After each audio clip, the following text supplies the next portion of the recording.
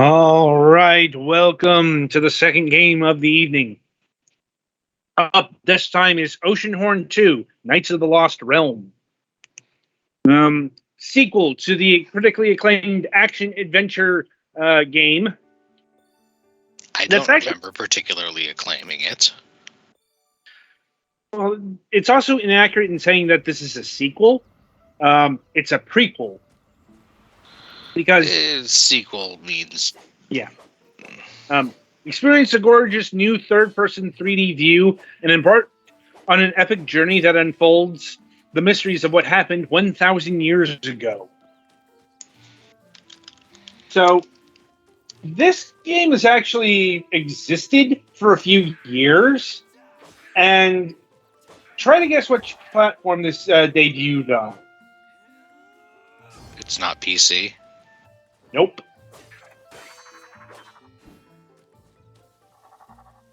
Was it PlayStation 3? Nope. Apple Arcade. Oh, right. That was a thing that existed for 15 minutes. I mean, I guess that would also explain the art style, judging by the issues the Apple ecosystem has had with graphics.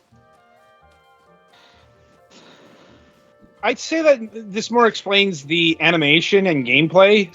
Valid.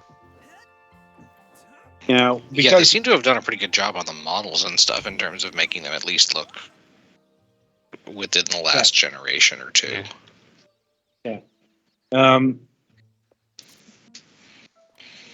But yeah, then this game got ported to the Nintendo Switch, and then it got ported to PlayStation 5, Xbox Series X, and the PC. So, and Petty Fan is in charge of reviewing this, so over to him for the details. So this game is fine. I mentioned kind of in the pre-show, like when I was going through what I did of this game, the best it looks like is it's kind of like if they took a late era PS2 game and up-resed it for mid to late PS4 era graphics. Bearing in mind that there are plenty of PS2 games, especially late ones, that are perfectly good games. Yeah. There's not a problem with it. It's just there are definitely some awkward animations that were because of hamstringed by the PS2. And then there's some weird like physics interactions that you probably wouldn't use if this was, is kind of awkward for modern game design, kind of, if that makes sense. This game is more free range than the first. Yes. Though full disclosure, I did not play the first game, so I would not be able to speak on that. Yeah, I'm pretty sure I reviewed the first one. Mm-hmm. And I don't remember anything about it aside from that it too was just a slightly we have Zelda at home. Yeah. That has been the running joke in the Discord, it seems. Uh-huh. Which, I mean, very valid.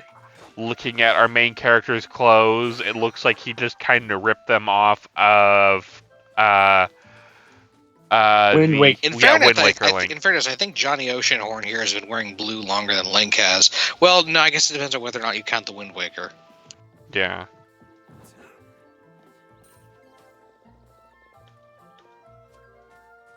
Anyway. Yeah. So this... I've been playing the game with a mouse and keyboard, and it's perfectly fine. I imagine it would also play well on a controller, because there's not a whole lot to it. Well, once again, this game was initially released for iDevices, so you'd have to wrangle for... I suppose it does look a bit like Kingdoms of Amalur in terms of its combat. Yeah. Though that was made for a controller. Yeah. I know, because quite a lot of time in Kingdoms of Amalur a few years ago. You know, we reviewed it. Yeah, Reckoning, though, is a different beast entirely. Reckoning. Yes. God damn it. Reckoning Why did again. you make me remember that, you asshole? Also, for what it's worth, the art style of this one is significantly updated from the first one. Oh, yeah.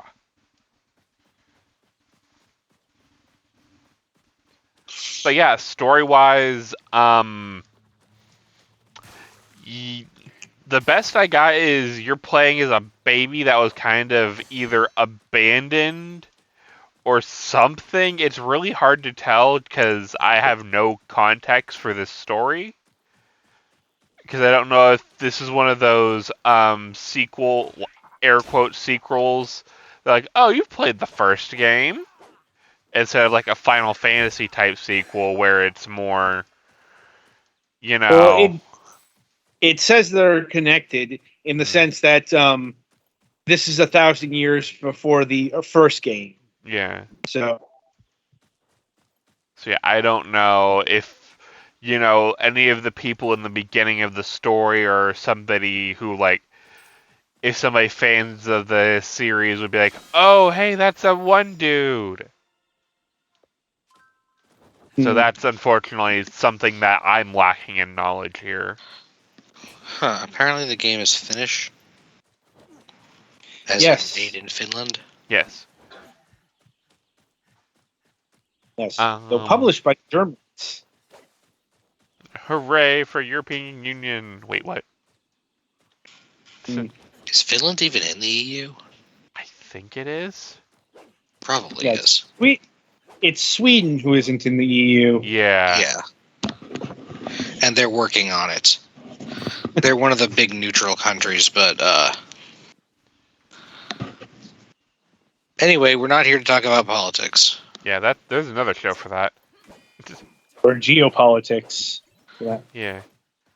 But yeah, the game is overall it's an action-based combat game. If you've played the Modern Legend of Zelda, you'll be fairly at home here, especially in like the more GameCube era Legend of Zelda. Yeah. I mean, there's no way they would have had the budget for Tears of the Kingdom or Yeah. Breath of the Wild. Yeah. I haven't had any weird crashing. The music is perfectly fine. No, I'm sure it's not as jaunty as an actual Zelda game.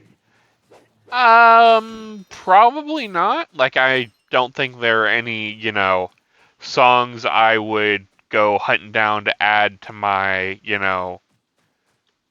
usual playlist, but, like, they're not terrible. I've definitely played games in a similar vein that had far worse music. There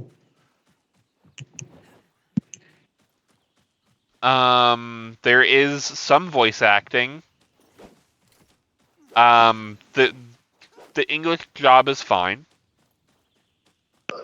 There's nothing that makes me want to go, why did you hire, your grandmother's brother's girlfriend's third cousin's aunts? Former roommate. There we go, yeah. So what does that make us? Nothing, which is what your voice acting skill is. Yes. Good thing we're all on the same page. It feels just like yesterday that we came here to have Anyway, and I carried you home on my shoulders. Today, you're going to have to But walk yeah. on your own. The game is fine. Oh, it does have party combat. I didn't really get that far due to life constraints. So it seems you can add people to your party and give them kind of commands. Mm-hmm.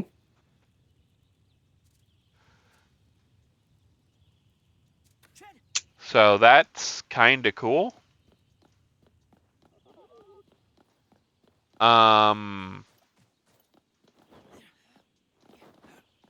But yeah, I think I can help you with this one. Is there any other comments, concerns before we go into pricing? No, I think we're good. Yeah. So what are we looking at price-wise? $30. $30. I don't hate the price. There seems like enough here. Like, it seems competently put together enough. 30 might be about the high I would go. Like, if you said, like, 50 or 60, probably not. But 30, I'd give it a look at 30 if you have the money. Definitely, if it comes on sale below that, most certainly give it a look. But 30, I could say if you're really itching for something in the more classic Zelda vein, this might be worth a shot. And I guess when I say classic, I'm more classic 3D, not 2D Legend of Zelda. Since, they changed styles on us again. And I do realize that, comparing to Zelda will probably irk some people, but welcome to the life of a game reviewer. We need something, especially for things like this, for people to kind of tie into. I don't know, man. Did you get to any of the actual dungeons, or? I did the tutorial dungeon. It's and like from what I've seen of like some videos, it's very much the Zelda formula. Go find the MacGuffin in said dungeon. It will be used to help you solve the dungeon.